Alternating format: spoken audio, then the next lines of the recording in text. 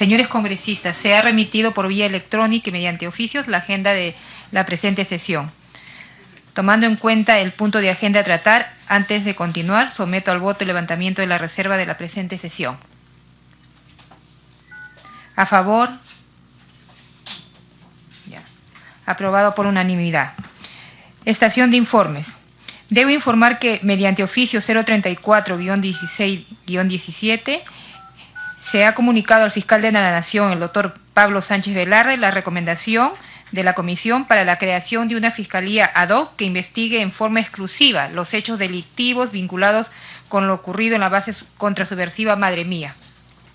Asimismo, mediante el oficio 033-16-17, se realizó la invitación al fiscal superior coordinador de la Unidad Central de Asistencia de Víctimas y Testigos, UCAVIC, doctora Rosario Susana López Wong, a la sesión del día de hoy para que informe sobre la situación de los testigos y las víctimas incluidas en la investigación fiscal sobre los hechos ocurridos en la base contrasubversiva Madre Mía. Sin embargo, mediante el oficio 8180-2017, de fecha 20 de octubre del 2017, la invitada ha comunicado su imposibilidad de asistir por encontrarse fuera del país. Si algún congresista quisiera formular algún informe, tiene la palabra el señor congresista. No hay ningún informe, entonces pasamos a estación de pedidos. Igualmente, si hay algún congresista que quisiera formular algún pedido, tiene la palabra. Listo. Si ningún congresista tiene ningún pedido en formular a la presente comisión, entonces pasamos a la orden del día. La orden del día es la presentación del señor periodista Humberto Martín Ortiz Pajuelo, quien informará sobre los alcances de sus investigaciones periodísticas en relación a los hechos producidos en la base contrasubversiva Madre Mía. Se suspende brevemente la sesión para recibir al señor Humberto Martín Ortiz Pajuelo, que ya lo tenemos presente, y vamos a proceder a tomar el juramento correspondiente de ley.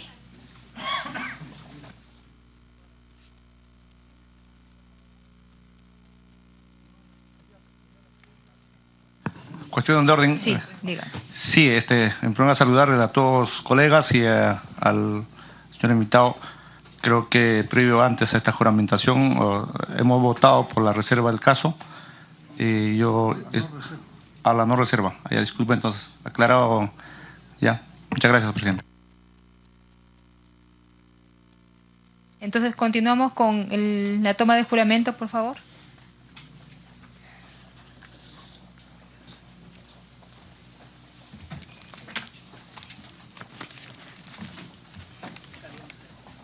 Ya.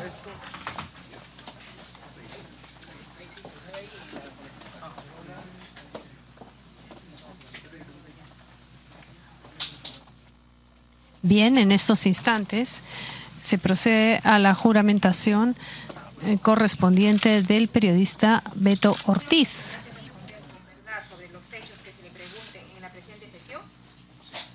Se compromete a responder con la verdad.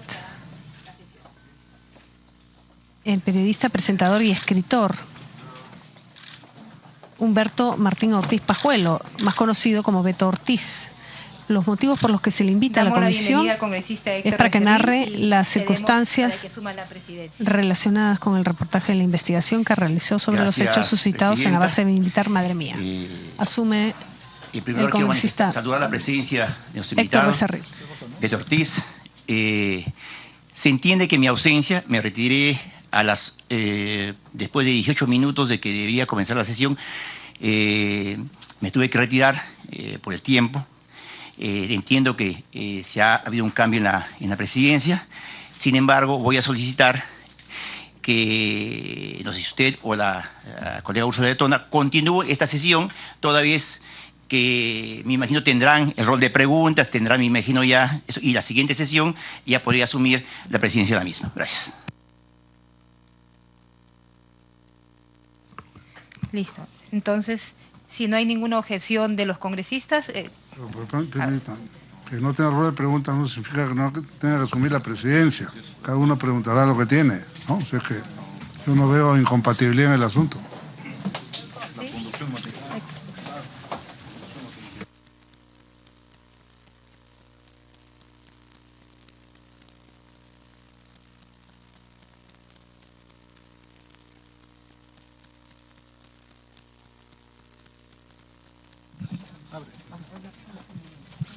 Bien, asume entonces la presidencia el congresista Héctor Becerril. Señor Beto Torres, señor Beto Ortiz, en primer lugar agradecer la gentileza de elegirme como presidente a partir de hoy esta comisión. Entendamos de que lamentablemente el trabajo está bastante retrasado, así es que seguramente en adelante vamos a tener que acelerar el trabajo, de repente tener 2 sesiones por semana, viendo la disponibilidad de cada uno de ustedes. Acá siempre la idea es avanzar lo más que se pueda en esta investigación y ojalá podamos concluir con los plazos. De lo contrario, en su momento pediremos ampliación de lo mismo. Teniendo ya acá a nuestro invitado Humberto Martín Ortiz, voy a solicitar quien desea hacer las primeras preguntas.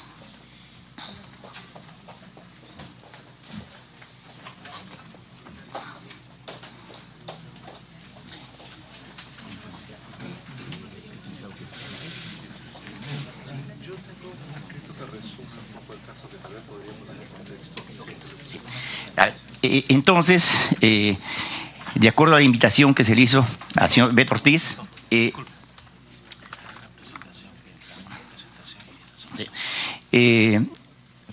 señor Beto Ortiz va a tener a bien hacernos una presentación de lo que él conoce para poner en contexto ese tema. Tiene usted el uso de la palabra, señor Beto Ortiz. ¿Cómo funciona esto?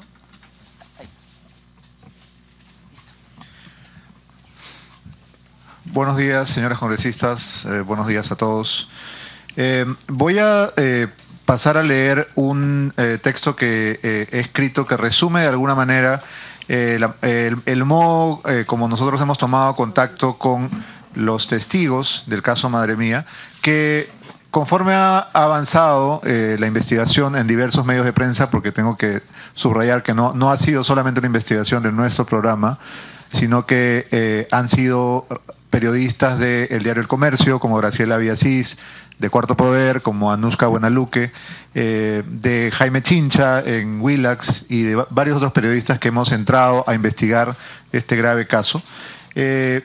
Han ido apareciendo nuevos testimonios, nuevos nombres de víctimas y en este momento yo creo que el caso es bastante complejo. Así que lo que voy a hacer es leerles un breve texto que de algún modo resume el acercamiento que nosotros hemos tenido con esta grave denuncia. El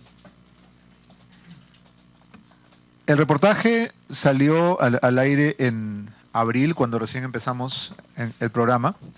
Voy a leer el texto. Fue el ex soldado cachorro Adolfo Becker Silva quien nos encontró. La noche del jueves 27 de abril yo estaba entrevistando en vivo a Omar Chejade, quien acababa de decir que el famoso Amílcar Gómez Amasifuen, más conocido como Chicho, era un balserito al que Ollanta Humala había adoptado como a un hijo. En ese momento, el ex soldado Adolfo Becker Silva llamó a la producción de Veto a Saber a exigir que le pasaran conmigo al aire. Llamó durante el programa, porque él aseguraba que lo que Omar Chejade decía era falso, que Amílcar Gómez Amasifuen era en realidad un terrorista de Sendero Luminoso y que él lo sabía muy bien porque 25 años atrás él mismo lo había capturado. Mi productor, Martín Sullón, recibió la llamada y le pidió que viniera al canal al otro día. Si quieren saber la verdad, yo los llevo a Madre Mía, fue lo último que dijo. A la mañana siguiente encontré a Becker Silva sentado en nuestra oficina. Había llegado más temprano y tenía a todos absortos en su relato.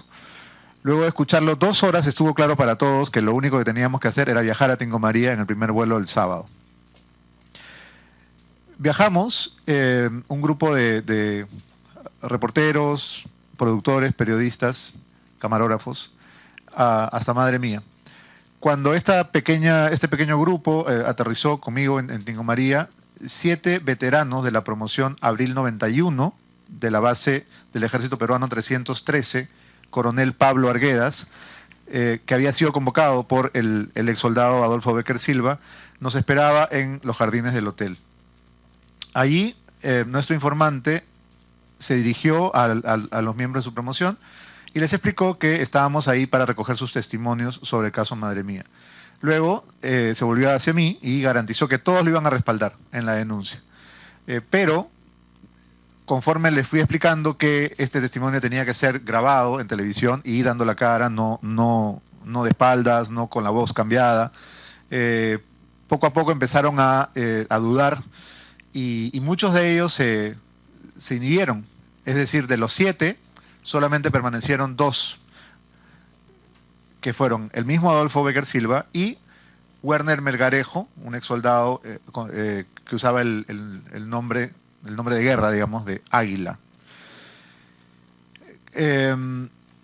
Con ellos dos grabamos muchas horas, testimonio muy detallado, y a la mañana siguiente, que teníamos que ir juntos a Madre Mía, ocurrió algo que temíamos, que es que ninguno de los dos llegó. Por alguna razón nos dejaron plantados y fuimos el grupo de periodistas sin el apoyo de ellos al poblado de Madre Mía. En realidad pensamos que esto iba a ser muy malo, pero fue todo lo contrario, porque el recibimiento en Madre Mía fue más bien hostil. La población, al parecer, guarda un recuerdo agradecido del capitán Carlos, porque les construyó un puente y un colegio enorme, y pues tienen una posición bastante hostil con la prensa, ¿no? No éramos los únicos que habíamos llegado hasta ahí, y la verdad es que no estuvieron muy contentos con nuestra llegada. Lo que vino después, bueno, ambos exsoldados volvieron a tomar contacto con nosotros, se disculparon por habernos dejado plantados, vinieron a Lima con nosotros. Becker Silva se reencontró aquí en Lima con Teresa Ávila. Teresa Ávila es un testigo muy importante porque es la hermana de Natividad Ávila, que es una de las víctimas del capitán Carlos. Este exsoldado se reencuentra con nuestra mediación, con Teresa Ávila, y empiezan a confrontar fotos, lugares y fechas hasta llegar a la constatación de que la prisionera ejecutada por el capitán Carlos y la hermana desaparecida por 25 años eran en realidad la misma persona, Natividad Silva. Este encuentro fue muy dramático, de hecho nosotros lo registramos y lo pusimos dentro del reportaje. Apenas este reportaje se emitió, la doctora Luz Ibáñez, que es la jefa del subsistema de Fiscalías de Derechos Humanos, se comunicó con nosotros, dispuso que pusieran a nuestros 2 testigos, Cachorro y Águila, bajo el programa de protección de testigos. Se les interrogó durante 26 horas en total, a lo largo de 3 días, se les asignó un código de seguridad y se les albergó junto a sus familias en algún lugar de Lima, ¿no? Entiendo que permanecen bajo esta protección hasta el día de hoy. La denuncia tuvo gran repercusión en la prensa escrita del día siguiente y de hecho los reportes en prensa escrita ligaban estos casos también con los de Emerson Fasabi y Daniel Seifer Humala, que también tuvieron muertes nunca explicadas. Esto es en resumen lo que podría contar de la manera como nosotros llegamos al caso. Ahora, conforme avanzaban los reportajes y otros medios, como ya dije, el programa Cuarto Poder, que presentó nuevos testimonios, el Diario del Comercio, que hizo públicos los audios, que fueron un poco el punto de partida de todo, hemos ido conociendo de nuevos casos, de nuevas víctimas, de nuevos testigos, y por eso considero que sería útil leer un breve recuento de notas de reportero que creo que van a ser útiles en el momento de la investigación.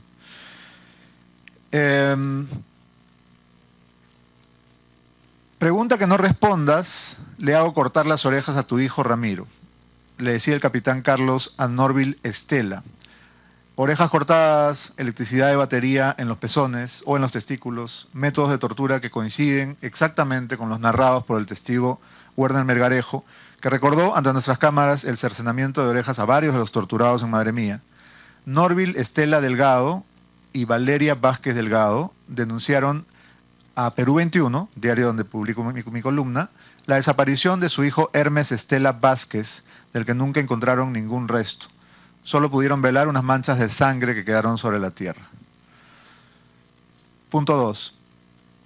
Los audios de la interceptación legal realizada en el 2006 intentaban encontrar nexos entre la congresista nacionalista, la excongresista nacionalista, Nancy Obregón, y Florindo Eleuterio Flores Sala, alias Camarada Artemio, jefe de Sendero en el Guayaga, mientras que Ollanta Humala era jefe de la base contraterrorista. Es increíble que Artemio estuviera tan interesado en asesinar al enemigo de su enemigo, es decir, el fiscal Arturo Vicente Campos, que denunció los crímenes de Madre Mía y que fue emboscado por Sendero y muerto junto a 3 policías en Tocache en junio del 2007. Este fiscal, que fuera declarado mártir del Ministerio Público por el doctor Pablo Sánchez hace unos meses, había intentado encontrar fosas comunes en la zona valiéndose de un mapa dibujado por un testigo, un mapa que le fuera entregado a la fiscal Ibáñez. Se realizaron vuelos tratando de encontrarlo, nunca se pudieron encontrar las fosas y poco después el fiscal fue asesinado.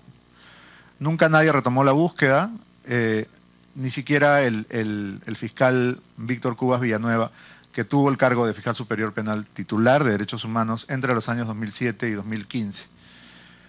Punto 3. La excongresista Nancy Obregón, que era muy amiga y muy cercana al actual alcalde de Tocache, David Bazán Arévalo, que ha admitido en varias entrevistas haber vivido del narcotráfico que salió del colegio como traquetero.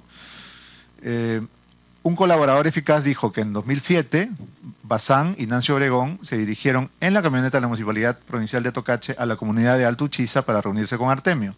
Por esta razón, a Bazán se le investigó por colaboración con el terrorismo, pues hay testigos que aseguran que fue el financista del atentado que acabó con la vida del fiscal Arturo Vicente Campos. Otro personaje clave en esta historia es otro capitán Carlos, porque se ha dicho en muchos momentos como coartada que Ollanta Humala no era el único capitán Carlos. Y es verdad, hay otro, el capitán Carlos Esparza Salinas, promoción de Ollanta Humala, también muy temido desde los tiempos en que era jefe de la base contraterrorista de Aucayacu. Los soldados de Tingomaría y Huánuco cuentan que Esparza estaría muy activo asegurándose que no se vuelva a tocar el tema de su participación en la época. Esparza no es un nombre, es un seudónimo. El verdadero nombre es Cromwell Espinosa Sotomayor y es un coronel del ejército en actividad y su apelativo es Motosierra. Punto 5. En marzo del 2013, Espinosa Sotomayor, es decir, Motosierra, fue condenado a 10 años de cárcel al ser hallado culpable del secuestro y desaparición forzada del agricultor Marco Torres Gutiérrez, de 36 años, ocurrida en Aucayacu el 12 de julio del 92. Increíblemente esta sentencia fue anulada y Motosierra fue nombrado director del Colegio Militar Leoncio Prado en el año 2014, durante el gobierno de su compañero de promoción. Pese a todo, este es el único caso sancionado de un total de 64 expedientes de desapariciones y asesinatos reportados por la Comisión de la Verdad en la zona. Punto 6. La mayoría de reclutas de la promoción Abril 91 de Madre Mía, que estuvieron bajo el mando del capitán Carlos, fueron obligados por sus superiores a participar de la tortura, asesinato y desaparición de cadáveres. Eran en aquellos días menores de edad, porque muchos de ellos habían sido llevados por la leva. Tenían 16, 17 años. Es un punto que es importante a la hora de revisar el caso porque el uso de menores de edad en hostilidades está sancionado expresamente por la Convención de Viena sobre el Derecho de los Tratados de 1969. Punto 7. De no comprobarse que asesinó y descuartizó con sus propias manos, como lo afirman algunos testigos, al capitán Carlos Ollanta Humala, le correspondería la figura de la autoría mediata por dominio de organización, porque daba las órdenes y sus subordinados las cumplían. Punto 8.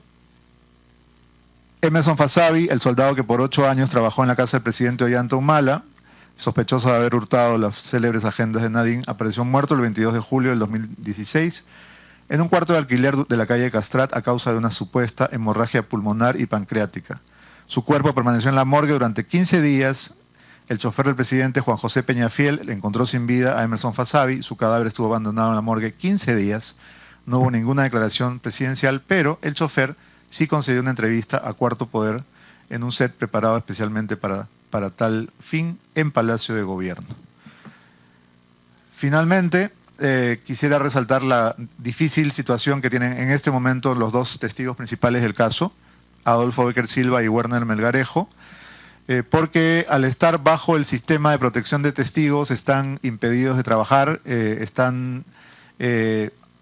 han sido traídos a Lima, es decir, hijos, esposas, familiares directos están alejados de su lugar de vida, de sus trabajos, y sin embargo, en estos días en que se vuelve a hablar del tema, tienen acoso de cámaras, no sé si prensa o qué tipo de camarógrafos, y también amenazas, ¿no? Entonces creo que sería importante también tener en cuenta esto, porque si no fuera por el testimonio de estos dos valientes exsoldados, esta investigación no hubiera sido posible.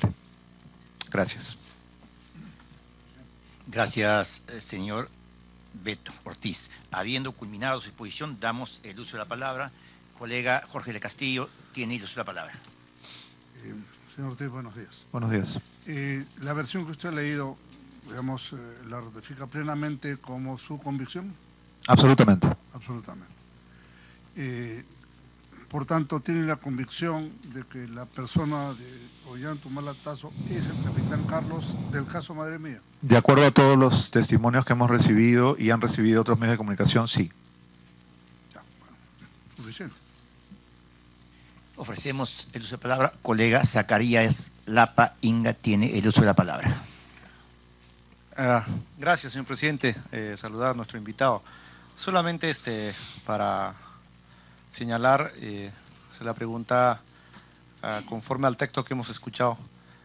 Yo quisiera preguntarle a vuestro despacho si vuestra persona se ha constituido con equipo de prensa al lugar de in situ donde se ha recabado toda la información. Solamente quiero ¿no? que se precise eso, ¿no? Para nosotros tener el contenido que usted ha expuesto y como lo ha señalado el congresista Jorge del Castillo, que va a ser un material importante para avanzar con esta investigación. Nada más, señor presidente. Gracias, para que nos responda el señor Beto Ortiz. Sí, como dije al inicio, el 27 de abril de este año recibimos la comunicación de este ex soldado Adolfo Becker Silva y decidimos constituirnos en el lugar a la brevedad posible. Entonces nosotros hemos recibido su testimonio y hemos viajado el fin de semana siguiente, vale decir 28, 29, los primeros días de mayo. Hemos estado en Madre Mía y bueno, no hemos sido los únicos porque otros equipos de prensa han estado ahí también.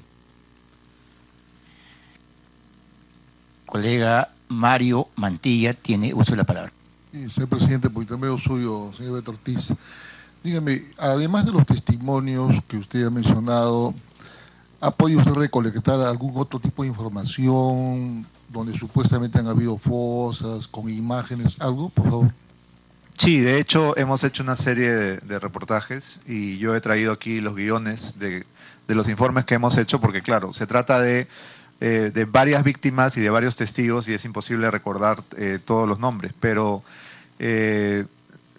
varios reporteros de mi equipo han continuado viajando a la zona conforme el trabajo de la Fiscalía de Derechos Humanos se ha ido desenvolviendo. Cada vez que ellos han encontrado una fosa o han encontrado un cuerpo, hemos vuelto a viajar para hacer la constatación y el reportaje y de hecho tenemos aquí que el programa Veto a Saber ha recabado, por ejemplo, el testimonio de Teresa Ávila, que es otra hermana de Natividad, que es la víctima principal, que nunca había hablado.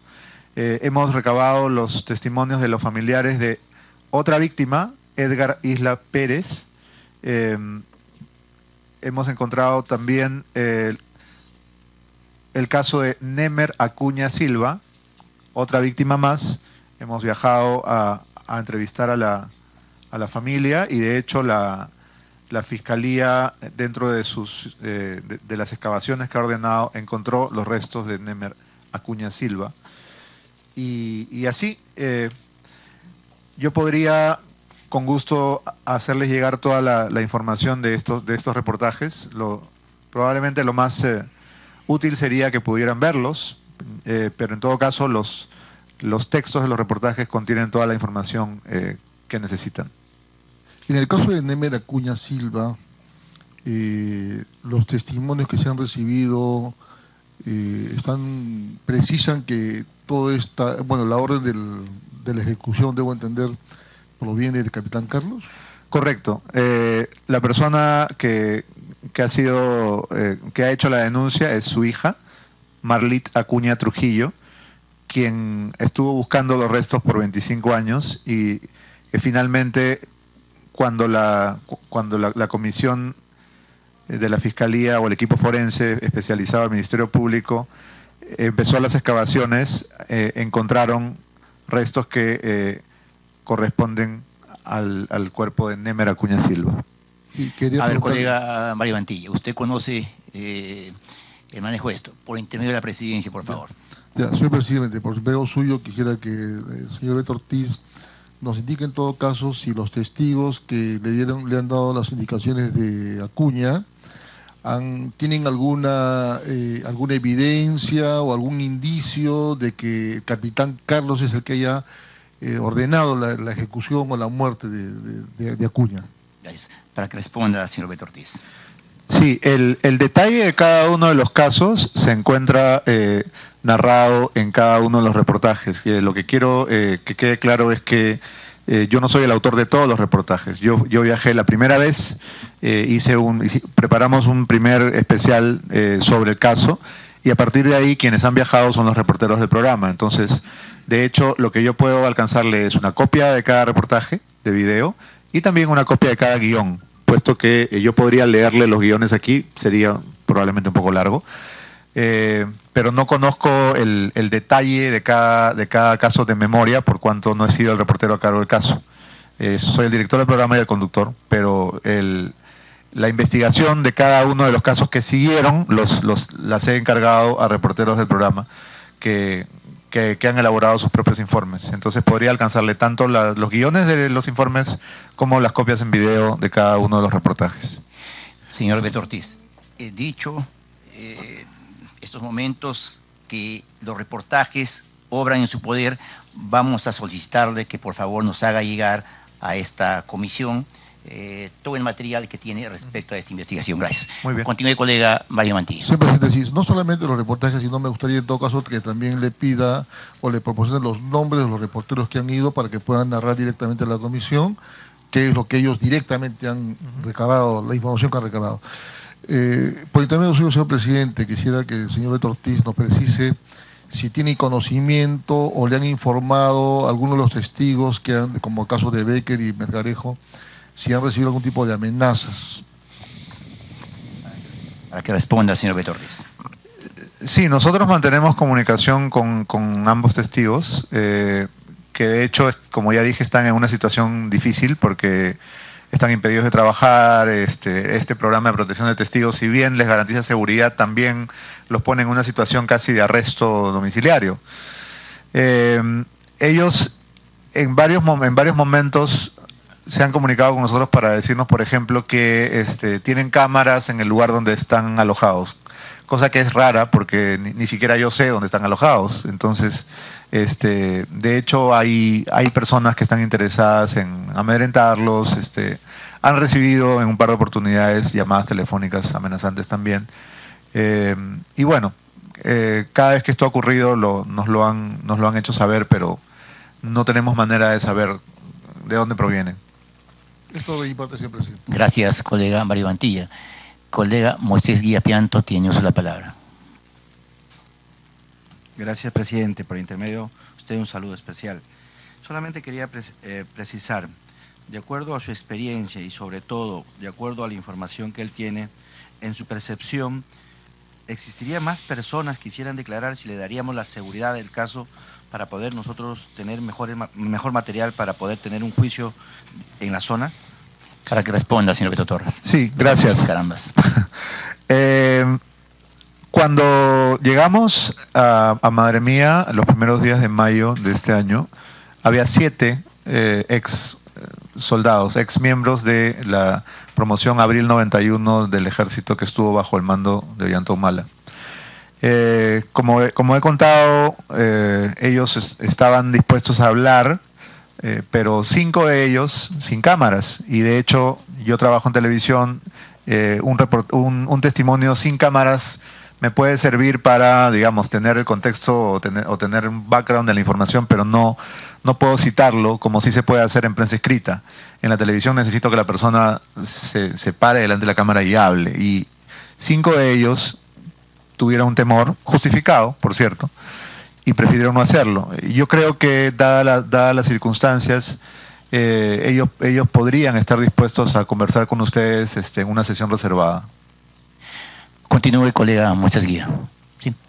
Bueno, saludamos la presencia de la colega Irene Vilcatoma de la Cruz. Tiene la palabra el colega Elvin Donaire. Gracias, señor presidente. Buenas tardes. Un saludo patriótico, un patriota como nuestro invitado.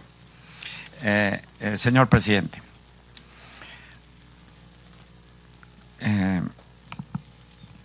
¿de qué forma usted percibió que se manifestó esa acción hostil de la población contra usted y su equipo? ¿Cómo fueron los hechos? Para que responda, señor Beto Ortiz. Bueno, las personas que conversaron con nosotros en el poblado de Madre Mía tuvieron una actitud más bien de desconfianza, ¿no? Una actitud de...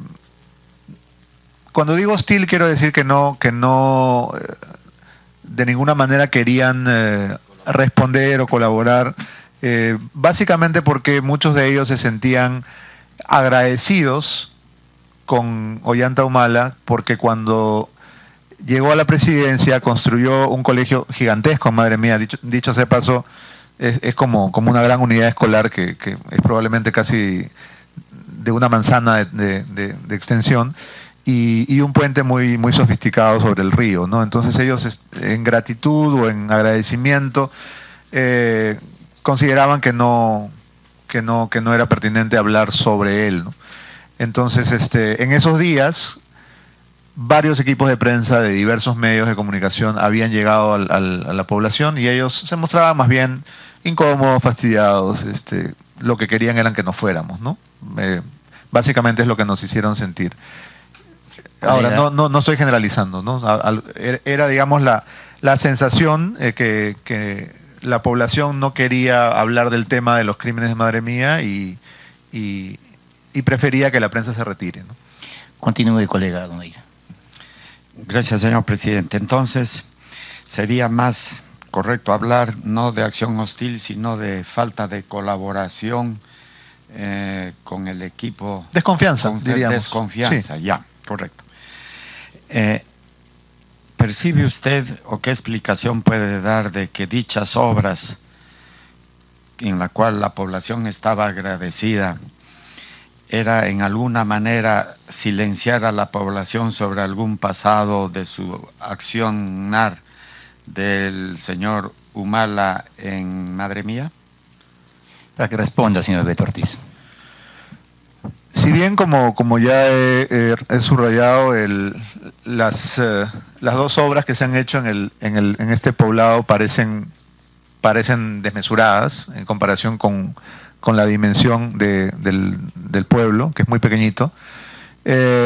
También debo resaltar que los pobladores mayores, las personas de mayor edad, estaban de algún modo satisfechos, porque decían que en el contexto de esta guerra estaba bien lo que había hecho, ¿no? O sea, ellos decían, sí, es verdad que mató gente, es verdad que metía a los detenidos a un hueco y que los torturaban, pero que en esa época era así, y si tú hubieras vivido acá, pensarías de otra manera, ¿no? O sea, básicamente hay un tácito reconocimiento de que todos estos hechos que se denuncian ocurrieron, pero al haber vivido ellos en carne propia esta situación de estar entre 2 fuegos, ellos consideran que se hizo lo correcto, ¿no? Es lo que básicamente nos hicieron saber, fuera de cámaras, por supuesto. Colega Jorge Castillo. Presidente, yo lo que quería era pedir permiso porque tengo una comisión de inmediato y bueno, agradecer al testigo que ha venido. Y bueno, la excusa a toda la comisión, pero yo sigo permanentemente en este trabajo. Gracias por su presencia y no hay ningún problema. Colega Edwin Donaire, continúe. Gracias, señor presidente. Pregunta. ¿Cómo así usted establece, lo ha expresado como conclusiones de que los soldados habrían sido instruidos o participado en actos de tortura por orden del capitán Carlos? Para que responda, señor Beto Ortiz. Bueno, ellos lo detallan ampliamente en su testimonio que consta en los reportajes que vamos a alcanzarle a la comisión. De hecho, tanto Adolfo Becker Silva como Werner Melgarejo han detallado detenciones, métodos de tortura, e incluso crímenes propiamente dichos, de los cuales ellos han sido testigos. Entonces, toda la información que nosotros hemos hecho pública está basada en estos dos testimonios. Y luego de emitido el reportaje, aparecieron otros testimonios más en los programas que ya he mencionado. Cuarto Poder, por ejemplo, presentó a más testigos que narraban básicamente hechos similares con la misma metodología y con las mismas características, ¿no? Que coinciden plenamente con lo que nosotros recogimos. Continúe, colega Donaire. Gracias, señor presidente. Usted ya ha explicado que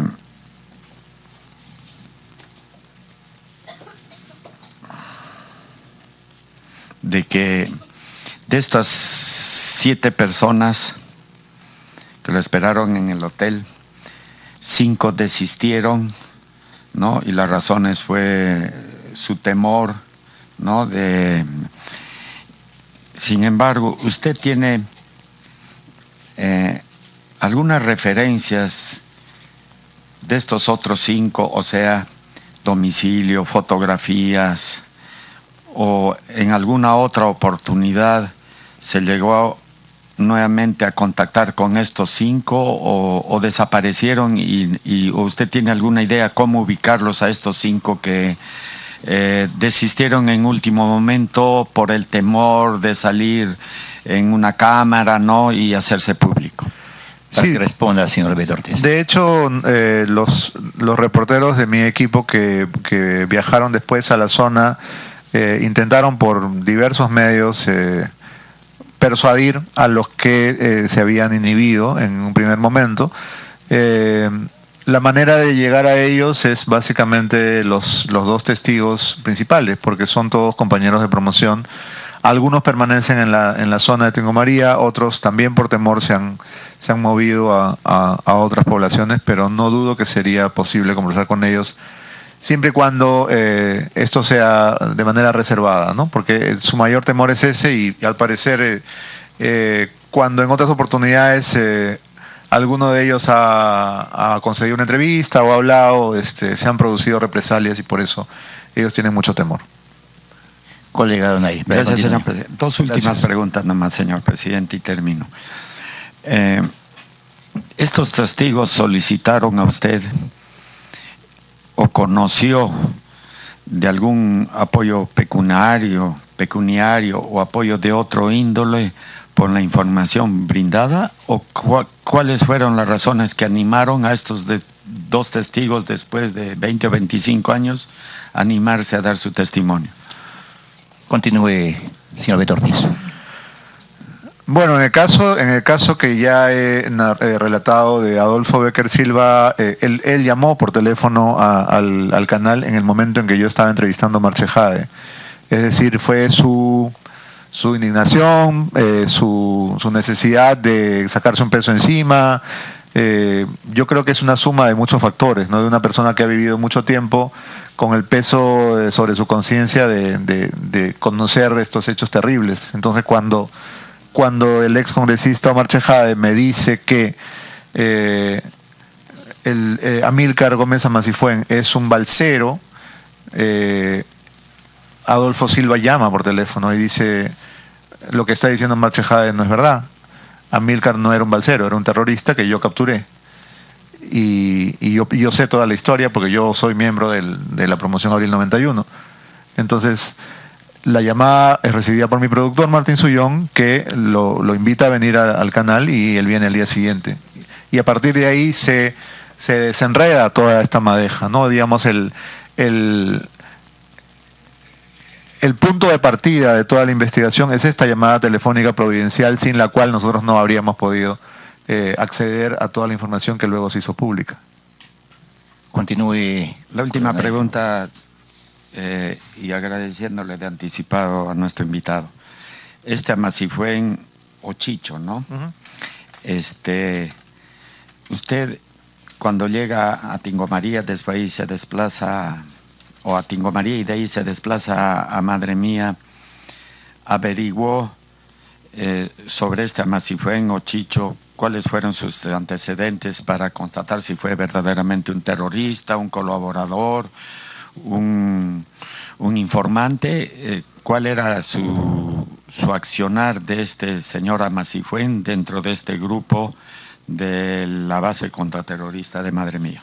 He terminado, señor presidente. Gracias. Gracias. Responda, señor Beto Ortiz. Sí, los testimonios que nosotros hemos recabado en el lugar, algunos grabados y otros no, coincidían en señalar que Amílcar Gómez Amasifuen fue un miembro de Sendero que se entregó, que se rindió. Básicamente los testimonios que tenemos son los de las personas que han sido parte de esta patrulla o de esta promoción Abril 91, ¿no? Nos hemos basado en eso y hemos contrastado la información con ellos. Ahora, también sería bueno agregar que muchos de ellos refieren que en los meses previos a la elección, tanto del 2006 como del 2011, Amílcar Gómez Amasifuen recorría la zona y conversaba con ellos constantemente, probablemente para asegurarse de que nada de esto trascendiera en momentos en que la denuncia de Madre Mía estaba en las primeras planas de la prensa. Muchos de ellos refieren que básicamente se manejaba entre amenazas y prebendas que se iba ofreciendo a los miembros de la promoción para que nada de esto trascendiera a los medios de comunicación. Colega Ginilka Toma, tiene usted la palabra. Muchas gracias, señor presidente. A través de un saludo cordial a todos los señores congresistas y la bienvenida al señor Beto Ortiz. En primer lugar, señor presidente, quisiera reconocer el trabajo del señor Ortiz como un periodista independiente, pues haber revelado estos datos fundamentales para que esta comisión se pueda crear, el caso Madre Mía se pueda reabrir, se dieron bajo un trabajo periodístico que tuvo que necesitar de valentía.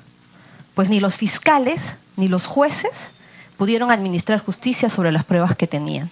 Si no era por el trabajo valiente de este periodista y de otros señores periodistas, no tendríamos la posibilidad el día de hoy de poder seguir recabando mayor información, que lo que tiene que hacer y lograr es que todos conozcamos la verdad y se pueda sancionar no solamente a aquellas personas que puedan haber cometido violaciones a los derechos humanos, sino a todo aquel magistrado del Ministerio Público del Poder Judicial que haya realizado acciones dentro de sus funciones que hayan generado impunidad, incluso de todos aquellos que el día de hoy no están cumpliendo con sus funciones a cabalidad y que no permiten que las investigaciones avancen correctamente.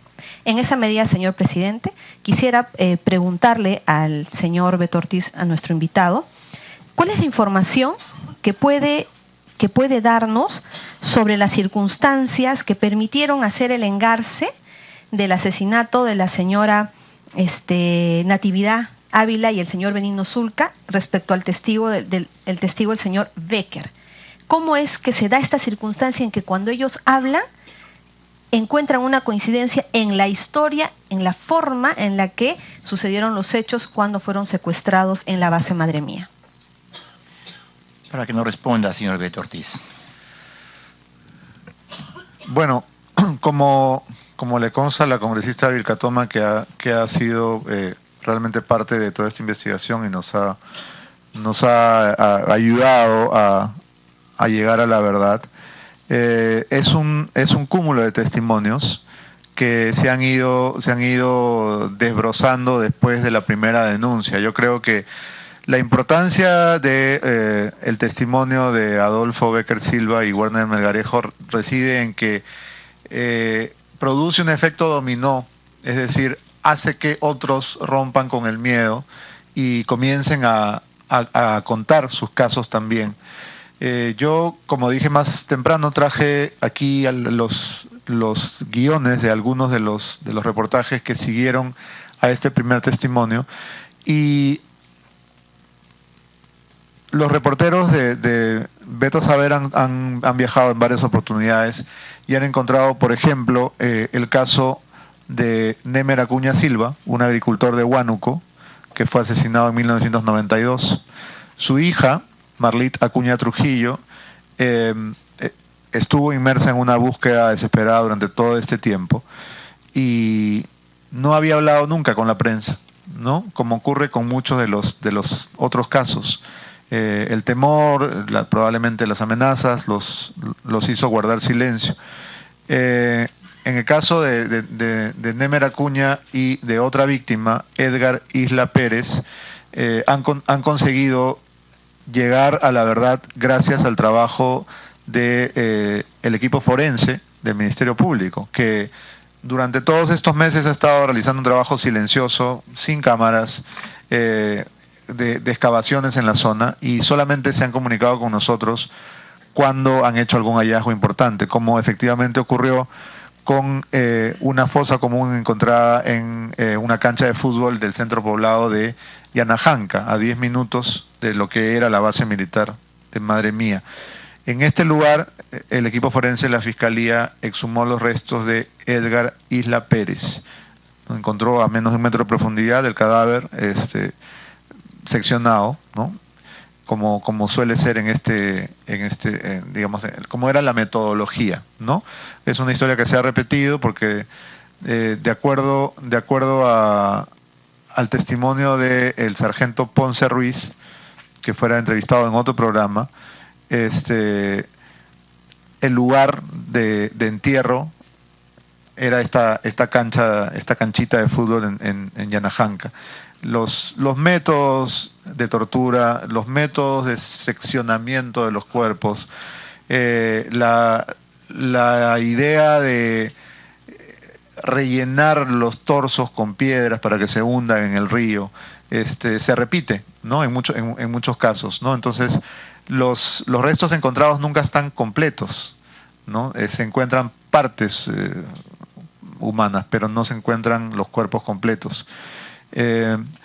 Y bueno, a lo largo de todas esas semanas hemos ido recabando testimonios de personas que nunca habían hablado ante la prensa, como en el caso de Carmen Ávila, hermana de Natividad Ávila, que es la víctima, digamos, que ha tenido más prensa, porque todos recordamos que fue el primer caso que se denunció.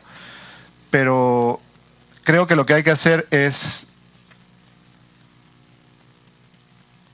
de algún modo, juntar todos los casos como expedientes separados, porque, por ejemplo, se ha usado el caso de Jorge Ávila, el hermano de Natividad, que cambió su testimonio a cambio de dinero como coartada para desacreditar la denuncia. Sin embargo, lo que no se ha hecho es ponerle la misma atención a los demás muertos, ¿no? La misma atención que ha tenido el caso de Natividad, porque de hecho fue el primer caso conocido y fue el que ha tenido más difusión.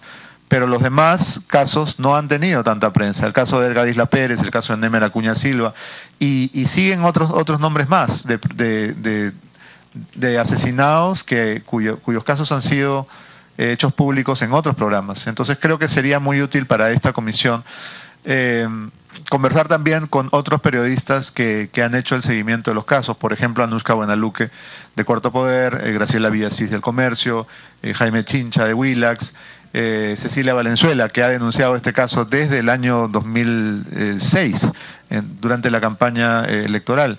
Entonces, yo creo que cada uno de los reporteros que hemos visto el caso tenemos probablemente una pieza del rompecabezas, y si todos aportamos la información que hemos podido recabar, vamos a tener, creo yo, un mejor panorama de lo que este caso significa. Continúe, colega Jenny Licatón. Muchas gracias, señor presidente. Sería necesario recoger esa recomendación porque, en efecto, se va a poder tener en conjunto con todos los casos el modus operandi y poder establecer quiénes fueron los responsables, que retrotrayéndonos en el tiempo nos va a llevar a determinar que en efecto fueron las personas que estuvieron en la zona de Madre Mía en aquel entonces.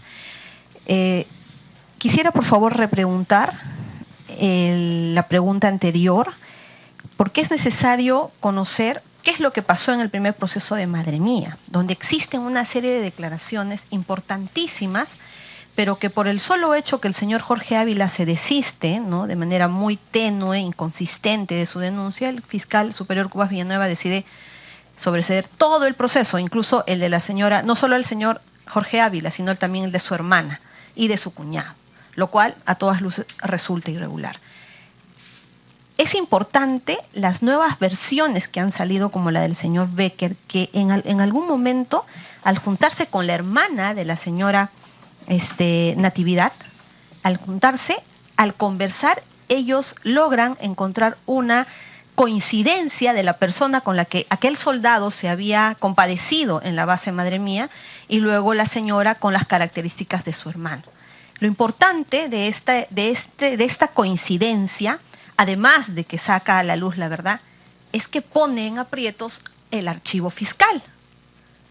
Pone en aprietos porque aquella versión que la señora Teresa Ávila ha sostenido durante 25 años, en el cual reconoce al señor Ollantumala como la persona del capitán Carlos, ahora se ve en entredicho porque tenemos otros soldados que han reconocido por lo menos la existencia de la señora Natividad Zulca en la base Madre Mía. Entonces es importante, presidente, que el señor Beto Ortiz nos pueda relatar cómo es que sucede eso, esa conversación entre estas dos personas, y cómo es que logran encontrar estas coincidencias, lo que le da la certeza a la señora Teresa Ávila que su hermana, una vez más, ¿no?, la certeza una vez más que su hermana estuvo secuestrada y torturada en la base Madre Mía. Para que nos responda, señor Beto Ortiz. Sí. Nosotros escuchamos la descripción de lo que Adolfo Becker Silva había visto en torno a la detención de una mujer que era una especie de lideresa comunal, que era presidenta de la PAFA, del colegio, y claro, el soldado no sabía el nombre, pero sabía las características, sabía la ubicación del lugar de donde había sido sacada. Sabía que la había tenido que cuidar o resguardar durante varios días antes de que finalmente la sacaran y la llevaran al río para asesinarla. Entonces, al contar todos estos detalles, nosotros lo que hicimos fue confrontar de alguna manera lugares, fechas, características con el testimonio de la hermana, es decir, de Teresa, porque ya teníamos identificada y ya teníamos contactada a esta persona que estaba realmente desplazada por la violencia, viviendo aquí en Ventanilla, después de todo lo que tuvo que vivir. Entonces, la sospecha de que podía tratarse de la misma persona nos asaltó porque la reportera en ese momento conversó con ella y había muchas coincidencias entre ambos casos. Entonces, yo puedo leerles una parte de una columna de Perú 21 que escribí en ese momento, y creo que va a servir para esclarecer este punto.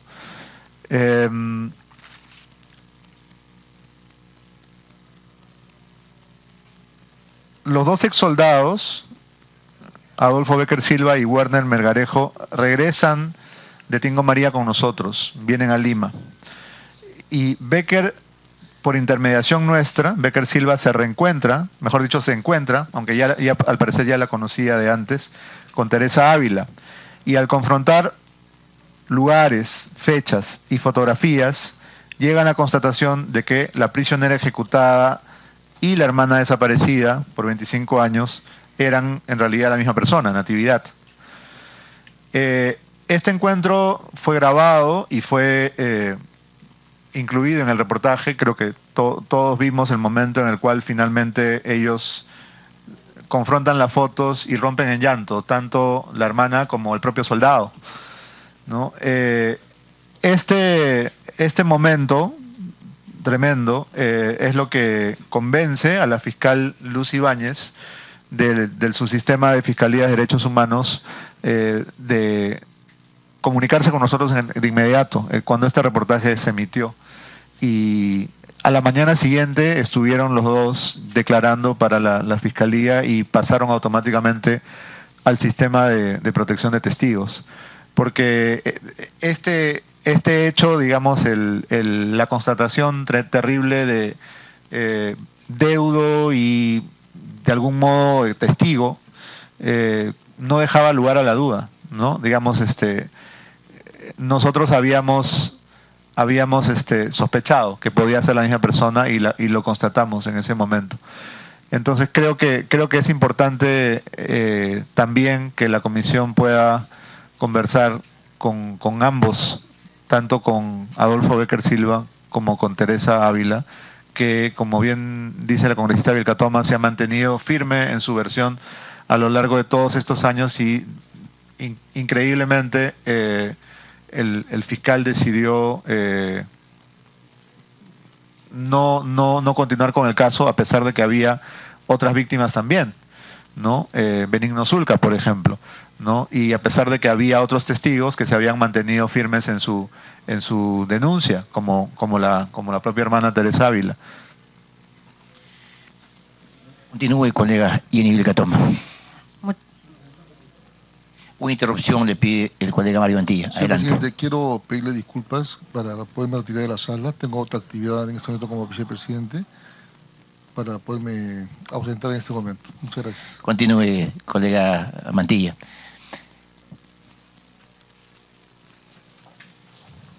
Adelante, colega Jenny Vilcatoma. Muchas gracias, señor presidente.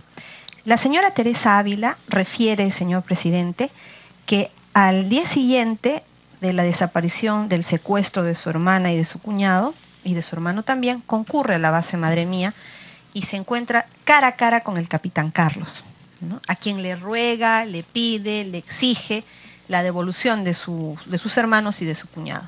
Y recibe la respuesta que no se encontraban ahí, que habrá sido otra base la que los habrá sacado. Pero la señora Teresa sostiene durante 25 años que la persona del señor Ollantumala es la persona del señor capitán Carlos. Tanto es así que durante el proceso sobreseído por el fiscal Cubas Villanueva, se lleva a cabo una serie de diligencias donde también la señora Teresa Ávila reconoce una vez más que la persona del señor Ollantumala es la persona del capitán Carlos. Yo no sé qué va a hacer la fiscalía ahora con todas estas nuevas versiones. Yo no sé qué es lo que va a hacer. Lo que propiamente tendría que haber hecho es aquel proceso que quedó en la Fiscalía Superior con un dictamen de sobreseimiento en el cual representaba un archivo provisional, pues no tiene archivo definitivo ese proceso. Lo que propiamente, señor presidente, debieron haber hecho es, con estos nuevos testimonios valiosos, activar el proceso en esa etapa y hacer una evaluación integral y decidir si acusaban o no acusaban. Yo solicito en este momento, se llame al fiscal superior coordinador del sistema de defensa de derechos humanos, a los fiscales, al fiscal de la Nación, para que nos expliquen por qué han obviado seguir ese procedimiento que corresponde, porque por algo decidieron que tenía archivo provisorio. ¿Por qué decidieron abrir una nueva investigación si lo que correspondía era entrar en esa etapa y continuar? Porque prácticamente lo que se va a hacer es investigar dos veces lo que ya existe como un expediente en una etapa de formular acusación. Haría ese pedido, señor presidente, para que nos expliquen ese punto exactamente con documentos y las razones legales por las que han optado de esa manera. Por otro lado, Quisiera también, señor presidente, a través de su persona, se pueda preguntar al señor Beto Ortiz, ¿cuál es la información que tiene o que ha podido recabar dentro de sus investigaciones respecto a los abogados que durante la realización del proceso habrían llevado a cabo actos de corrupción, el pago de coimas a los testigos? Ya tenemos al señor Jorge Ávila, que él ha reconocido que le pagaron para cambiar su versión. Tenemos los audios incorporados en el proceso de lavado de activos contra la señora Nadine Heredia y el señor Ollantumala, en los cuales, cuando se estaba desarrollando la captura del camarada Artemio, se hablaba, ¿no?, se reveló de las acciones del señor Amasifuen y otras personas para poder comprar la versión de los testigos. Entonces ya son una serie de elementos que por sí, ¿no?, al momento en que se junten, van a poder sostener lo que ha sucedido en la realidad. Quisiéramos saber si dentro de sus investigaciones ha podido averiguar qué abogados participaron, qué personajes participaron. De los medios de comunicación hemos sabido del doctor Roy Gates, hemos sabido que él habría también participado. Quisiéramos saber si nos puedes alcanzar algún tipo de aporte. A los señores periodistas, por favor, guardamos silencio, fueran tan amables, gracias. Señor Beto Ortiz, continúe. Sí, a lo largo de las investigaciones tuvimos oportunidad de entrevistar a los dos abogados que defendieron al expresidente Ollantumala. Tanto Omar Chejade como Eduardo Roy Gates fueron entrevistados por nosotros. Ambos negaron haber intercedido o participado en esta supuesta compra de testigos. Sin embargo, yo creo que sería de gran utilidad para esta investigación que pudieran comparecer ante esta comisión, porque creo que tienen información muy valiosa ambos, especialmente el señor Roy Gates. Continúe, colega Jenny Vilcatoma. Muchas gracias, presidente. En ese sentido, yo quisiera solicitar a la presidencia se convoque al abogado Omar Chejade y al abogado Roy Gates a efectos de indagar sobre su participación en la en el presunto pago de dinero a los testigos para cambiar su versión, a efectos de que podamos indagar qué es lo que sucedió. Y en el caso del señor Omar Chejade, para que nos pueda brindar información respecto del señor Amílcar Gómez Amasifuen, porque como ha dicho el señor invitado, él habría indicado que se trataba de un balsero, pero ya se cuenta con una versión oficial que esta persona habría sido un terrorista arrepentido que finalmente le daba la información al señor Ollantumala o a la persona del capitán Carlos en la base Madre Mía para identificar entre los campesinos, entre los pobladores a presuntos terroristas, los cuales no pasaban por un filtro, no pasaban por una verificación, no pasaban por una nota de inteligencia que pueda corroborar esas acciones antes de las ejecuciones extrajudiciales. Solicitaría que se recabe esas declaraciones. Señor presidente, quisiera también, a través de su persona, poder preguntar a nuestro invitado sobre la información que puede haber recabado del Ministerio de Defensa, que de manera reiterada desde el proceso del caso del señor Jorge Ávila, Natividad Ávila y Benigno Zulca, se ha negado a proporcionar información bajo el argumento de que la documentación ha desaparecido.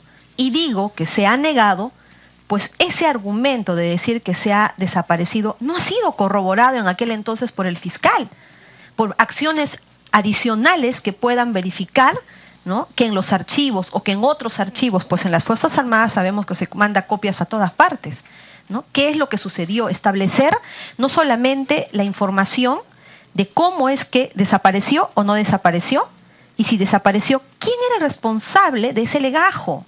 ¿Se le denunció? ¿Fue destituido? ¿Se le investigó de alguna manera? Porque no puede ser que nos vamos a quedar nosotros satisfechos con una respuesta de que no hay, desapareció y no se va a establecer ninguna responsabilidad. Quisiera, por favor, señor presidente, si el testigo puede darnos algún aporte en este sentido. Para que conteste, señor. Sí, gracias. Antes de ir al tema de la negativa del Ministerio de Defensa de proporcionar información, quisiera añadir un nombre que creo que es clave y que no ha sido mencionado en esta reunión, y es el de Cintia Montes. En la entrevista que nos concede Jorge Ávila, hermano de Natividad, que es el sujeto que aceptó la coima para cambiar su versión.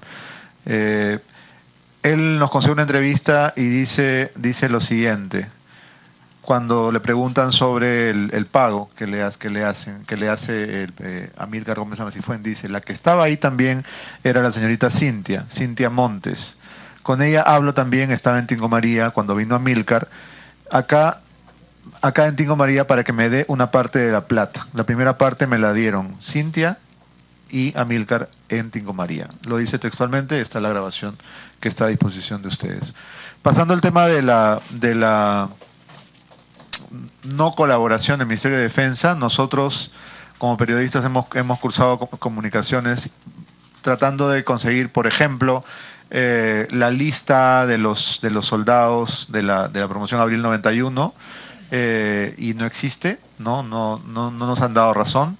Lo mismo para que nos den la ficha en la cual se consigna de qué año a qué año ha estado el ex capitán Ollanta Humala a cargo de la base, también se nos negó.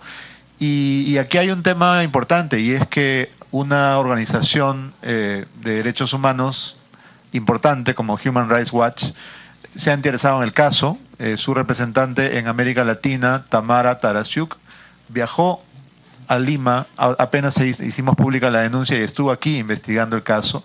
Y hace cosa de un mes, en Buenos Aires, nosotros la entrevistamos porque Human Rights se pronunció, ¿no? Human Rights Watch se pronunció sobre el caso y denunció que justamente el Ministerio de Defensa se había negado a colaborar con la investigación.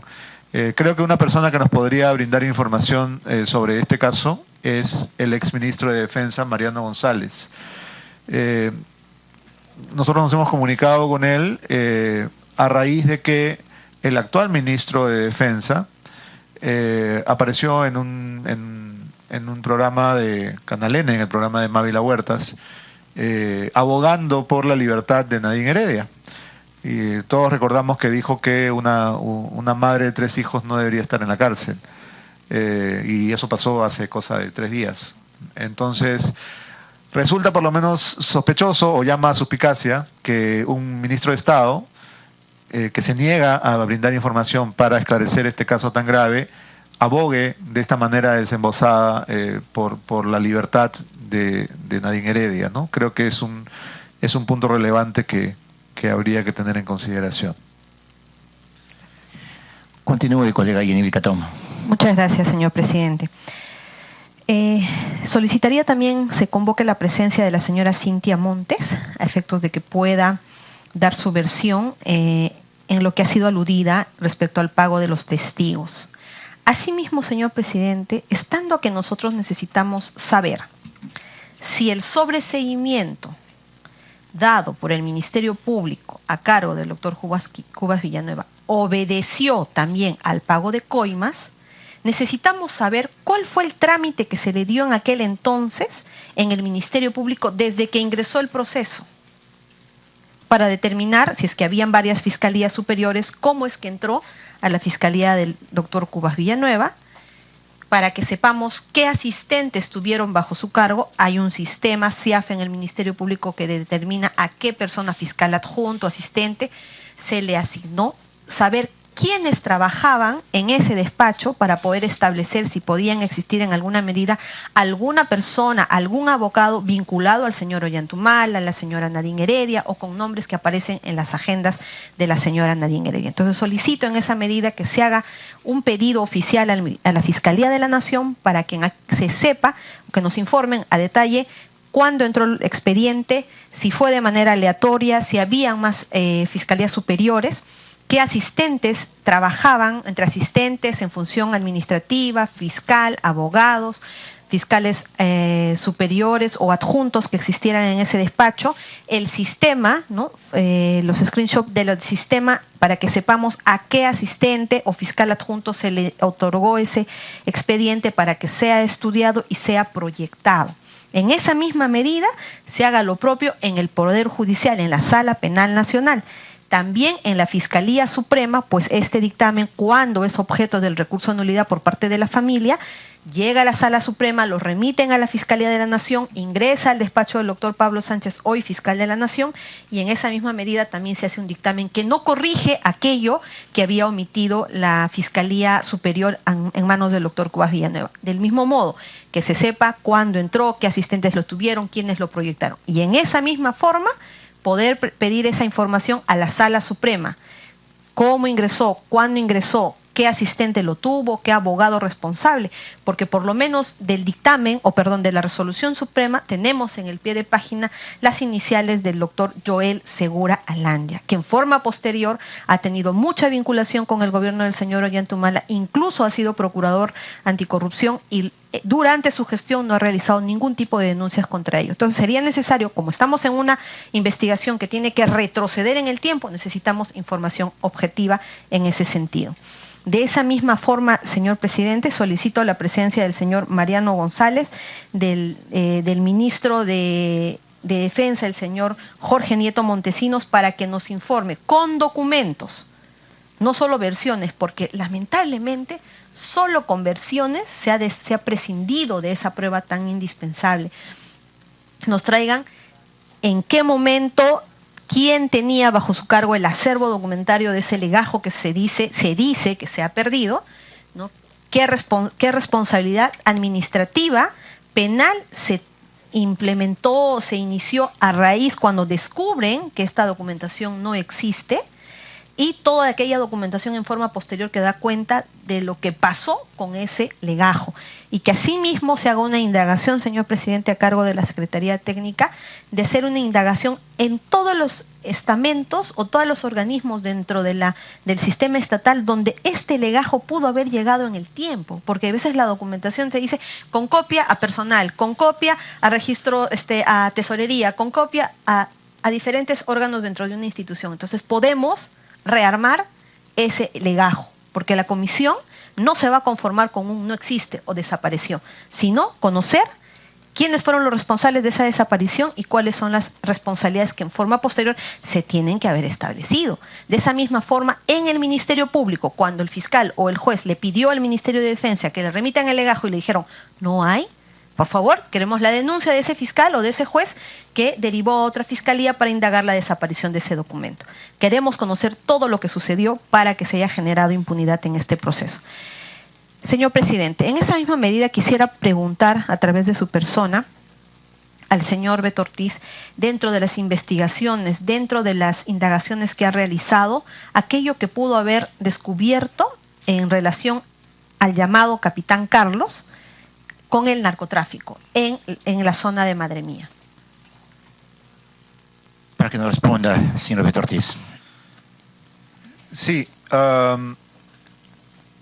creo que sería de gran utilidad que esta comisión tuviera acceso a lo que en televisión llamamos el máster, es decir, el íntegro de la entrevista sin editar, tanto de Adolfo Becker Silva como de Werner Melgarejo, porque nosotros al plantear la denuncia nos circunscribimos al caso de las muertes de Madre Mía y dejamos de lado otros temas anexos por cuanto queríamos centrarnos solamente en el tema de los asesinatos, pero sí tanto Silva como Melgarejo mencionaron que ellos eran llevados a resguardar, por ejemplo, el trasiego de embarques de droga, ¿no? Lo mencionan ambos, mencionan incluso el nombre del supuesto narcotraficante en la zona. Nosotros no quisimos agregar un tema anexo dada la gravedad de la denuncia principal, porque obviamente se habría diluido y habría parecido que esto era una especie de carga montón, ¿no? Y nos centramos en la denuncia sobre la cual tenemos más información y más testimonios, pero sí es verdad que ambos testigos mencionaron el tema de avionetas que llevaban droga y que ellos eran llevados cuidar o incluso a cargar, ¿no? los soldados de la promoción Abril 91, y creo que ellos podrían también reafirmarse en esa denuncia. Hay un tema anexo del cual me he olvidado mencionar, y es que Jorge Ávila, en la entrevista que nos concede, no solamente habla de Cynthia Montes, sino también de Roy Gates, y esto consta en el video, ¿no? Él dice que Roy Gates permanentemente coordinaba con él, que lo llamaba por teléfono, y que era parte de esta negociación para que él cambiara su testimonio, ¿no? Entonces, creo que es un testimonio importante. Y finalmente, otro asunto que no he mencionado es que la fiscal Ibáñez dejó el despacho de la Fiscalía de Derechos Humanos en manos del fiscal Cubas durante un lapso importante. Creo que sería interesante que, si el fiscal Cubas acude a esta comisión, preguntarle por evidencias o documentos correspondientes a esta investigación que quedaron en la oficina de su despacho y que al parecer han desaparecido, como por ejemplo mapas de fosas que fueron elaborados por testigos que comparecieron ante la fiscal Ibáñez, o grabaciones de entrevistas con mucha información y con muchos detalles sobre este caso y sobre la ubicación de los lugares donde se habría enterrado los cuerpos, ¿no? Esto es algo que creo que reviste gran importancia, es decir, por qué cuando la fiscal Ibáñez regresa a su despacho encuentra que hay documentos y hay grabaciones que han desaparecido. Colega Yenivil Catoma, continúe. Muchas gracias, señor presidente. La información que nos acaba de dar el señor invitado es realmente grave. Es por ello que es totalmente cuestionable que el señor Pablo Sánchez, quien en aquella oportunidad ejercía el cargo de fiscal supremo y no corrigió las graves omisiones en las que había ocurrido en un dictamen superior el fiscal Cubas Villanueva, en aquel entonces, hoy es fiscal de la Nación, y el fiscal de la Nación, Pablo Sánchez, ha puesto en el cargo de asesor principal al fiscal Cubas Villanueva. Veníamos protestando en esta comisión de cómo era posible de que esta persona se mantenga en un cargo tan importante por la influencia y acceso que tiene a todo el sistema fiscal, al sistema administrativo, al sistema fiscal, al sistema de medicina legal, al sistema de defensa de los testigos. Y hoy se está viendo corroborada con la versión del señor Beto Ortiz, que está teniendo acceso. Y si él es la persona cuestionada, ¿cómo es posible que va a reemplazar a la señora fiscal Ibáñez? Pues en primer lugar, por haber sido ya un fiscal que ha conocido, que ha archivado, que ha sobreseído, ya no podría seguir vinculándose con este tema porque simple y llanamente se encuentra cuestionado, señor presidente. Solicito la presencia urgente de la fiscal Ibáñez a efectos de que nos informe con documentos y que previamente a su visita nos haga llegar todos los documentos que den cuenta sobre esta extraña situación donde habrían desaparecido mapas de las fosas, documentación, grabaciones y videos que nos ha informado el señor Beto Ortiz, y cuáles son las circunstancias en las cuales habría sido reemplazada por el fiscal Cubas Villanueva. Es más, tengamos en cuenta que el señor fiscal, ex fiscal Cubas Villanueva, no solamente fue fiscal superior, él fue coordinador de todo ese sistema. Habrá que saber hasta dónde llegó en aquel entonces y luego con sus relaciones con el gobierno, con los cuestionamientos que también nacen en relación al trabajo que realizó con el señor que llevó a cabo Iván Vega, con el señor Iván Vega, porque él tenía el cargo de coordinador del sistema de todas estas fiscalías, señor presidente. Es necesario ya que el fiscal de la Nación tome la decisión de sacar del cargo al doctor Cubas Villanueva, alejarlo totalmente del sistema de tal forma que el Ministerio Público nos garantice de alguna manera, se lave la cara de alguna manera de tantos graves cuestionamientos que han existido hasta el día de hoy. No puede permanecer un funcionario cuestionado en un cargo tan importante, en tanto las investigaciones tratan de salir adelante. La verdad, muy difícilmente está tratando de salir adelante, pero obviamente tal vez no se llegue a ese fin si se sigue teniendo personas que se dedican a comprar testigos, personas que quieren desaparecer la documentación, personas cuestionadas en cargos neurálgicos dentro del Ministerio Público. En esa medida, señor presidente, quisiera, además, en relación a la presunta compra de testigos, que se pueda convocar al fiscal a cargo de la captura del camarada Artemio, en cuyo poder no se habrían mantenido durante tantos años los audios donde se revela este presunto pago de los testigos para el caso Madre Mía. Pues, obviamente, es necesario preguntarle qué hacía en forma posterior, durante o en el tiempo, en relaciones sociales con el señor Roy Gates. Hay una fotografía que ha salido en medios públicos que nos hace conocer que está el fiscal cuestionado, se encuentra el señor Roy Gates y otros abogados más, ¿no? Que lo que evidencia propiamente esa fotografía es que existe vinculación. Tal vez en esa relación se pueda encontrar la respuesta del por qué esos audios permanecieron escondidos durante tanto tiempo. Y digo escondidos, ¿por qué, señor presidente?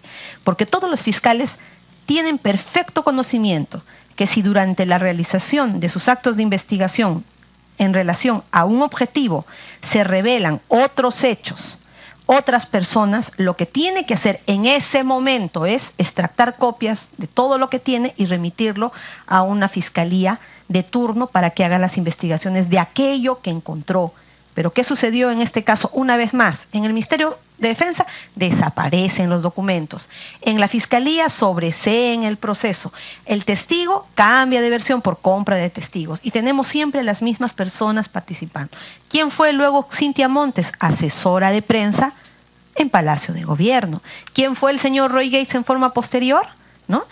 Fue asesor presidencial, abogado del señor Ollanta Humala y creo también de la señora Nadine Heredia. Entonces, aquí hay una serie de personajes que en el tiempo como que se habrían ido pagando favores, ¿no?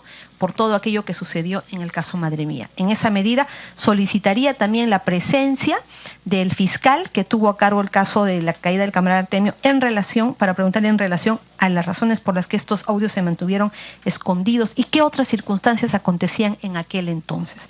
Asimismo, en documentos o con documentos, hacernos o explicarnos qué es lo que pasó en aquel entonces con esos audios, dónde se guardaron. Es necesario conocer esa información, señor presidente. En esa misma medida, quisiera también sé que mi colega, el congresista Edwin Donaire, ha preguntado ya sobre la relación del señor Amílcar Gómez Amasifuen. Yo quisiera otra vez formular esa pregunta para saber ¿qué detalles más que no nos pudiera haber relatado ha podido conocer en el desarrollo de sus investigaciones, en el lugar de los hechos, con los testigos que usted ha podido revelar en relación a la participación del señor Amílcar Gómez Amasifuen en aquel entonces y en forma posterior? Porque también este es un personaje que ha ido acompañando al señor Ollanta Humala en el tiempo, ¿no? En cómo trabajó, en qué trabajó, qué funciones cumplía netamente al lado del señor Ollanta Humala en forma posterior. Muchas gracias, señor presidente. Para que conteste, señor Beto Ortiz. Sí, gracias. Voy a responder a la interrogante de la congresista Vilcatoma, citando el texto de mi propio informe cuando regresé de Madre Mía, porque el personaje de Amílcar es clave y creo que es importante detenernos en conocer su historia completa. Leo el texto de mi propio informe y voy a citar las declaraciones el propio Adolfo Becker Silva. Dice lo siguiente: solo un miembro de la tropa al mando del capitán Carlos, como Adolfo Becker Silva, podía revelar al país la increíble historia secreta de Amílcar Gómez Amasifuen, el ya famoso Chicho, y de cómo se convirtió en el engreído del presidente después de haber sido un terrorista de Sendero Luminoso. Dice Silva: mi promoción se molestó, le hizo una llave a Amílcar cuando llega a entregarse. Quiero hablar con tu capitán, dice. Había un fierro y había que ascender. El subversivo adolescente había desertado de Sendero y llegaba a la base de Madre Mía para rendirse, pero exigía que primero le permitieran hablar con el capitán. Un capitán que no solo le ahorraría el tormento de pasar por el tratamiento que se le daba a los terrucos, sino que le perdonaría la vida y con el correr del tiempo lo convertiría en su confidente y su mano derecha. Dice Silva, no era justo meterle bala. Lo entregamos al capitán que dijo, traigan una gaseosa, un café. Ni siquiera lo torturaron. Llévalo a donde va a dormir. Convertido de la noche a la mañana en un flamante soldado de la patria, el terrorista quinceañero pasa a formar parte de la tropa y debe compartir con aquellos a los que antes emboscaba. El capitán me dice, es Silva nuevamente, como yo lo he traído, llévalo, y mis promociones le tenían al borde, le hacían cangurear. Éramos desconfiados porque dormíamos con el enemigo. Él se quejó y el capitán le dio asilo en su cuarto. Ollanta protege a Amílcar, lo alberga, lo adopta, lo convierte en un recluta envidiado por sus privilegios. En retribución a tanta generosidad, el terrorista arrepentido se dedica con abnegación a las labores domésticas, para así seguir mereciendo la preferencia del capitán. ¿Qué tipo de trato recibía? Nunca salía a correr, le lustraba los zapatos, le lavaba la ropa, le daba de comer a su perro. ¿Le habrá caído en gracia? No sé. ¿Cómo será? Cuando la prensa se interesó en la figura de Amílcar Gómez Amasifuen, cuando fue ampallado entrando a Palacio como si fuera su casa, o llevando y trayendo a los testigos del caso Madre Mía, Ollanta Humala ensayó una explicación sobre el origen de su amistad. Una amistad que hizo a un humilde técnico de tercera, como Chicho Gómez Amasifuen, merecedor de un envidiable puesto en el extranjero, con un sueldo de $6.600 mensuales en la Escuela Suramericana de Defensa de UNASUR, en Quito, Ecuador, hasta abril del 2018, según el nombramiento publicado en El Peruano. De acuerdo al testimonio de Adolfo Becker Silva, otra de las maneras en que el soldado Gómez Amasifuen demostraba su gratitud era delatando, enmascarado, a sus antiguos camaradas de Sendero. En la campaña de 2006, Humala envía a Amílcar a buscar a sus antiguos compañeros de batalla para que se encargue de desaparecer documentos, fotografías y cualquier posible rastro de su paso por la base contraterrorista de Madre Mía. Eso sería. Continúe, colega Inelli Catón. Gracias, señor presidente. Mi colega, el congresista Lapa, me pide una interrupción. Continúe, colega Zacarías Lapa.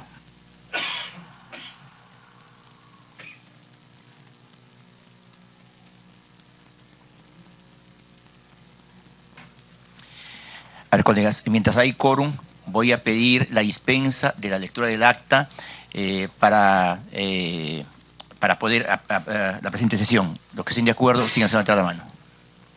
Aprobada por unanimidad. Continúo, colega. El otro. Gracias. Sí, gracias, colega Yin. Señor presidente, las informaciones que nos ha brindado el invitado es importante. Yo quisiera en este acto suplicarle que nos deje, tiene transcripciones que tiene en el momento.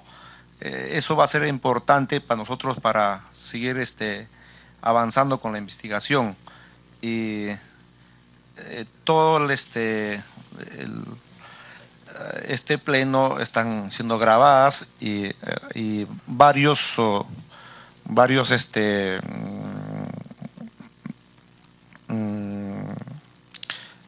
textos ha señalado, y es importante, señor presidente. Yo quisiera que nos deje todo ya el material en este acto. Muchas gracias. Sí, colega, el señor Beto Ortiz se ha comprometido en enviarnos la información pertinente en los próximos días. Continúe, colega Inelli Catón. Gracias, señor presidente. Estando que tenemos que saber toda la historia del señor Amílcar Gómez Amasifuen, UNASUR también nos suena a Iván Vega, ¿no? Parece que todas las personas vinculadas terminan siendo beneficiadas en esta institución.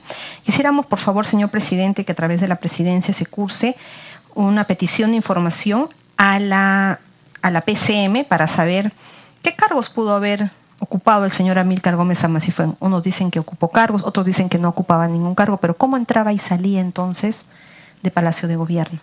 Y asimismo se haga un informe documentado de todos los ingresos y salidas que tiene esta persona. Pues si no hay registros, nos tienen que explicar con qué autoridad una persona así salía y entraba del Palacio de Gobierno. En esa misma forma, solicitar en el Ejército Peruano, a través del Ministerio de Defensa, cuál es la historia o el legajo de esta persona, Amílcar Gómez Amasifuen. porque lo que ya conocemos es que no era un balsero, sino era un terrorista arrepentido. ¿Qué procedimiento se siguió para tomarlo como terrorista arrepentido, si así lo fue? ¿Cómo es posible que se integró dentro del ejército en esa base, ¿no?, sin ningún tipo de vínculo con la institución? ¿Cómo es que ya formó parte, realizó labores, tuvo tareas? Tenemos que saber de manera objetiva y con documentos de fecha cierta cuál es el papel o los trabajos o la relación que tenía con el ejército peruano la persona del señor Amílcar Gómez Amasifue. En esa medida quisiera por favor que se requiera esa información. Por otro lado, señor presidente, quisiera también que se convoque a la persona del doctor Arturo Campos Vicente. Él es el fiscal provincial mixto de Tocache, que fue el responsable de llevar a cabo la investigación del caso Madre Mía.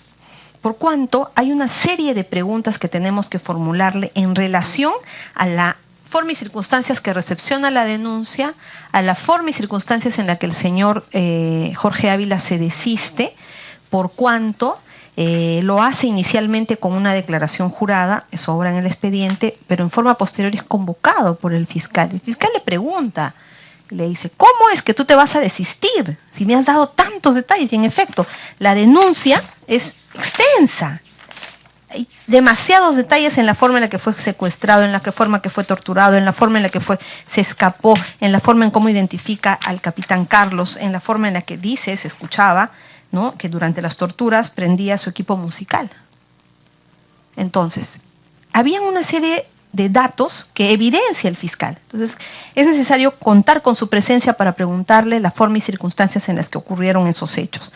Asimismo, para preguntarle, ¿no?, ¿cómo explica que el fiscal Cubas Villanueva haya sobreseído este proceso, indicando que no habían pruebas que establezcan la vinculación entre el señor Ollantumala y la persona del capitán Carlos, si lo que él ha tenido bajo su responsabilidad es llevar a cabo toda la investigación? Asimismo, el juez que conoció en la instrucción este proceso, que a finalizar voy a hacerle llegar el nombre, lo tengo por aquí apuntado, para que también puedan concurrir y nos puedan explicar qué sucedió, cómo se explica que elevaron un proceso, ¿no?, que no tenía pruebas, según las palabras o las afirmaciones que realiza el señor Cubas Villanueva en su dictamen. Y para poder conocer la forma y circunstancias y nombres de más personas que podamos también convocar a esta comisión que puedan aportar en el descubrimiento de la verdad, señor presidente.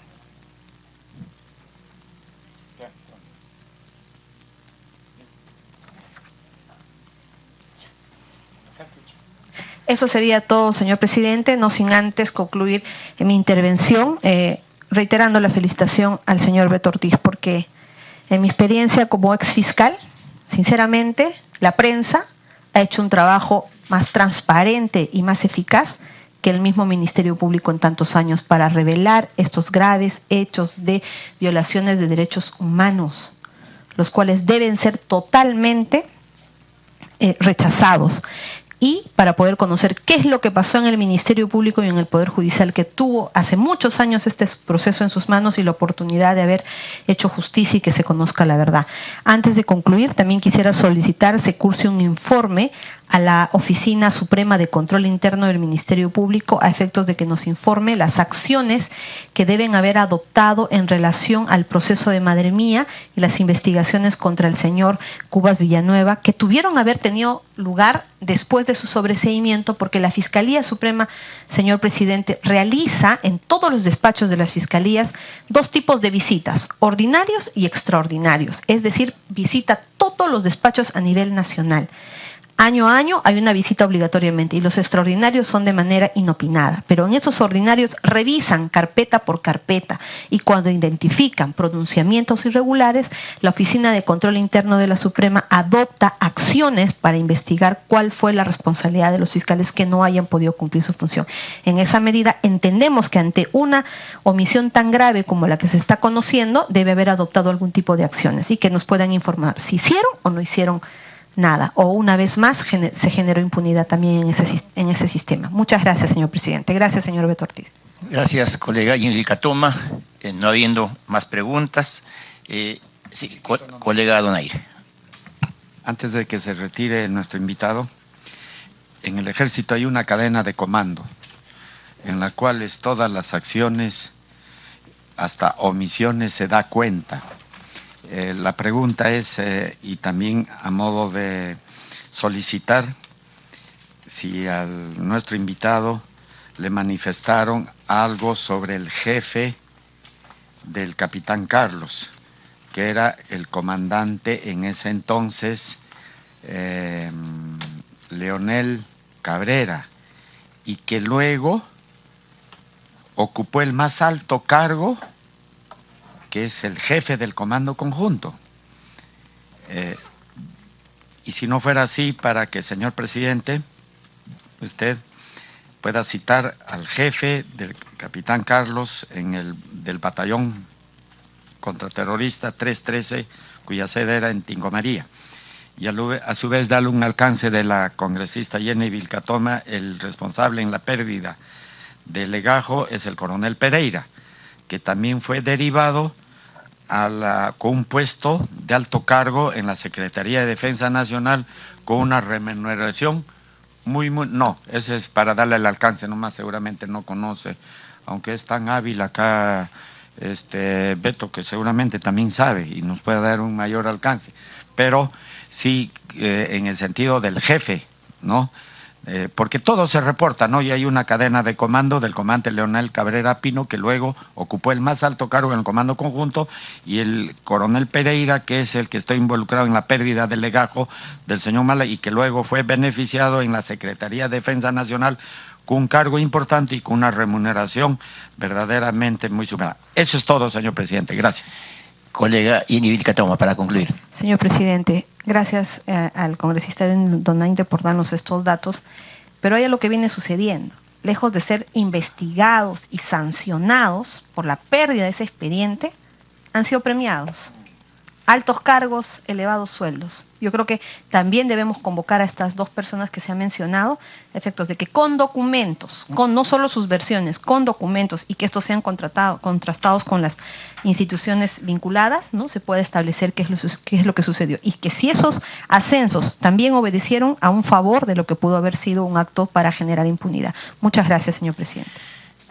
No habiendo más participaciones, suspendemos brevemente la sesión, no sin antes agradecer la presencia y la valiosa colaboración del periodista Beto Ortiz, que nos ha dado nuevas luces en esta investigación, que a partir de ahora va a tomar otro rush, va a tomar otra velocidad, porque hay temas tan graves que en realidad amerita dedicarnos prácticamente a tiempo completo, sobre todo a la presidencia, porque en realidad estos temas no pueden dejarse pasar. Así que, señor Beto Ortiz, suspendimos la sesión, suspendimos la sesión para que usted pueda abandonar cuando usted crea conveniente. Muchas gracias. Buenas tardes. Gracias, maestro. No se vayan, ¿eh?